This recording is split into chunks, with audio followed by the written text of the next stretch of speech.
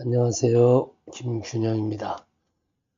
오늘은 집 살 때 돈이 얼마가 필요한가에 대해서 얘기를 해 보도록 하겠습니다.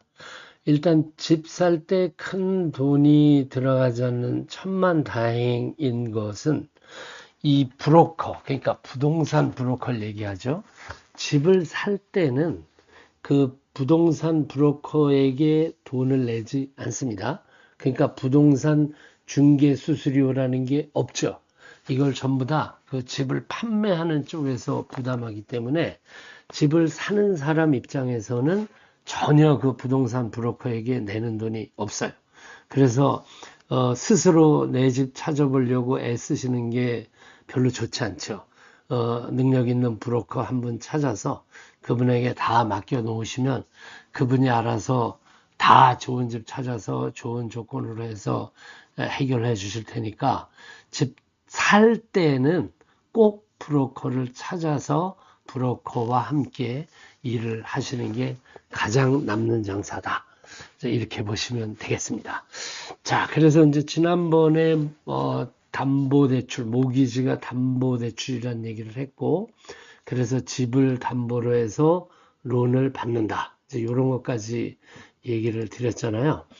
자, 그러면 집을 살 때 당장 내가 뭐 돈이 얼마가 필요한가 이게 이제 궁금하시죠. 기본적으로 집값에서 내가 다운페이 할 돈이 필요하죠. 그게 답니다. 그 다음에 두 번째는 수수료가 필요하죠. 근데 수수료가 그렇게 많이 들어가지는 않아요. 그래서 이제 이게 여러 가지가 많이 들어가는데 변호사 비용 들어가죠. 뭐 타이틀 서치 이런 거 타이틀 컴퍼니가 있어요. 그러니까 그 집 문서 이런 것이 제대로 돼 있나 이 집이 세금은 제대로 냈나 또는 뭐 어디 담보에 걸려 있지 않나 이런 것들을 다 체크를 해야 되잖아요. 이제 그런 저런 거 하는데 돈이 좀 들어갑니다. 그래서 그 대략 뭐 만불 안팎 그냥 기본적으로 한 5, 60만 불, 70만 불 뭐 이 정도의 집을 산다면 전체 모기지 플러스 그다음 변호사 비용 뭐 타이틀 컴퍼니 비용 등등 이런 거 다 해서 대략 만불 정도 그 안팎으로 들어간다 생각하시면 될 것 같아요. 그러니까 이제 그 집에 딸린 여러 가지 조건을 확인하는 게 있고요. 그 다음 변호사는 이제 기본적으로 변호사 비용인데 큰 돈이 들지 않아요. 1000불, 뭐, 천 몇백 불 이 정도고요. 그 다음에 론 자체 수수료는 이것도 큰 돈이 들어가지 않습니다. 한 3천, 2천, 3천, 4천, 그러니까 대충 뭐, 그 론 금액의 0. 몇 퍼센트 정도니까 별로 큰 돈이 안 들어가고요. 그러고 이제 하여간 그래서 론, 그 렌더에게 주는 수수료, 그다음에 변호사, 그다음에 변호사와 함께하는 타일 비용, 그다음에 집에 대한 비용 뭐 이런 것들이 대략해서 만불 안팎이다. 이 정도를 생각하시면 될 것 같아요. 자, 그러면 이제 간단하죠. 얼마가 있어야 되냐? 다운페이 할 금액과 그다음에 만불 정도가 추가로 있으면 된다. 그런데 이제 요거 갖고는 안 됩니다. 그다음 뭐가 더 들어가야 되냐면 어, 다운페이 말고 이 만불 말고 보여줘야 되는 돈이 있어요. 이게 이제 뭐냐면 이 사람이 내가 돈을 충분히 가지고 있다. 이거를 입증해야 될 거 아니에요.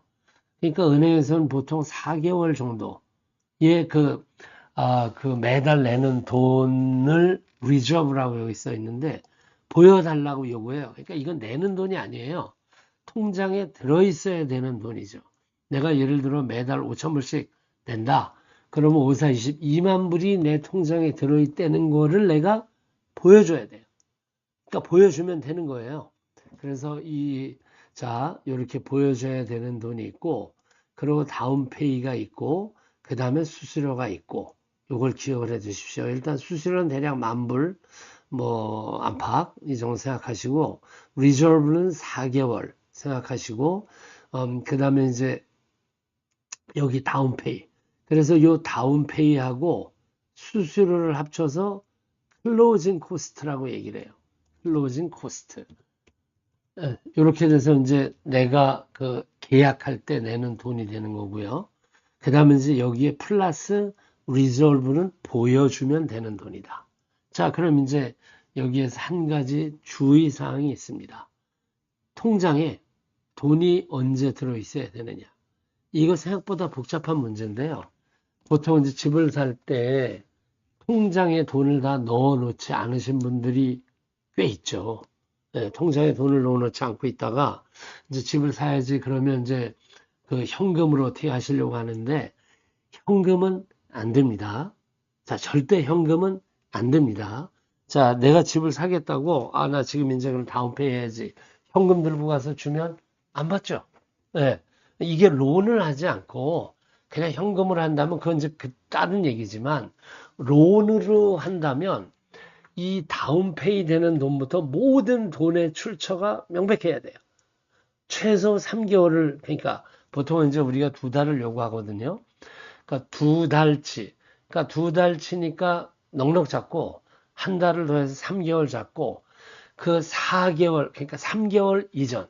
내가 예를 들어서 집을 사겠다. 지금이 11월이니까 그럼 집을 사겠다. 그럼 우리는 10월과 9월에 그 뱅크 스테인먼을 요구를 해요. 그래서 뱅크 스테인먼에 10월과 9월 거를 딱 받아서 거기에 혹시 큰 돈이 또는 작은 돈이라도 돈이 들어와 있지 않나. 다만 몇천 불이라도 몇만 불이라도 돈이 현금으로 들어왔다. 그럼 그 들어온 돈을 입증을 해야 돼요. 이 돈이 어디에서 들어왔는지 입증을 해야 돼요. 그러니까 현금으로 내가 들고 있던 돈을 넣었다. 입증이 안 되는 거죠. 이게 이제 이 입증을 요구하는 이유는 이게 이제 빚을까 봐 그러는 거죠. 혹시 이 사람이 돈이 없는데 빚으로 돈을 꿔가지고 통장에다 넣고 나 돈 있어 이러는 게 아닌가. 이것 때문이거든요.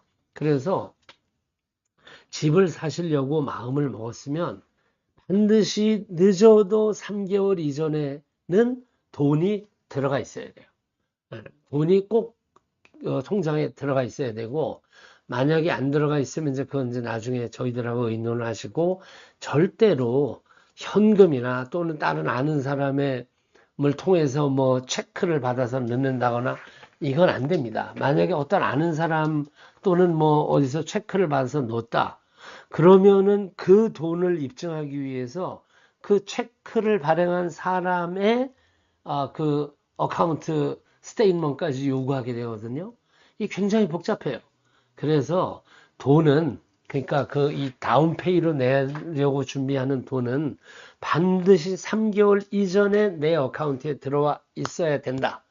만일 들어와 있지 않다면 절대로 그걸 현금으로 뭐 조금씩이라도 갖다가 내 통장에 넣는다거나 또는 어떤 아는 사람이나 이런 사람을 통해 체크를 받아서 넣는다거나 안 된다. 그렇게 하면 이거는 나중에 그 돈은 못 쓰는 돈이에요. 예, 그 돈은 그러니까 못 쓰는 돈이란 무슨 뜻이냐면 그 입증이 되지 않는 돈, 이 돈의 정확한 출처가 입증이 되지 않는 돈은 빚으로 간주해서 이 돈은 쓸 수 없는 돈이 되니까 그럼 이제 물론 이제 해결책은 나중에 있겠지만 어쨌든 이거는 복잡한 문제가 돼요. 그래서 이런 게 혹시 문제가 생기면 혹시 이런 내가 돈을 갖고 있으면 저희하고 의논을 하셔야지 함부로 돈을 넣고 빼고 이러시면 안 된다. 이런 얘기가 됩니다. 자, 그래서 하여간 그걸 기억해 두십시오. 자, 기본적으로 다운페이가 필요하고요. 수수료가 대략 10,000불 안팎이 들어갈 거고 그 다음에 리저브 그러니까 보여줘야 되는 돈이 4개월치를 보여줘야 된다. 요거를 기억해 두시고 혹시 다운페이로 낼 돈을 현금으로 갖고 계시다면 돈을 넣지 말고 꼭 먼저 에메로와 상의를 하셔라. 이렇게 말씀을 드릴게요.